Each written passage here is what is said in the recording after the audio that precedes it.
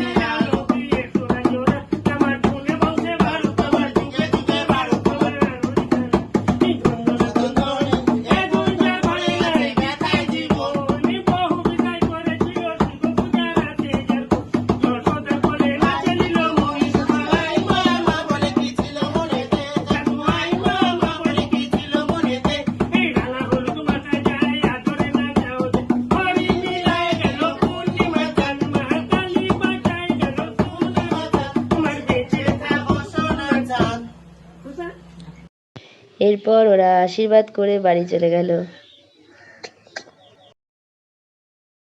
আর আজকের এই ভিডিওটা যদি তোমাদের ভালো লেগে থাকে, প্লিজ লাইক, কমেন্ট, শেয়ার এবং সাথে একটা সাবস্ক্রাইব করে দিও। আজকের মতো টাটা।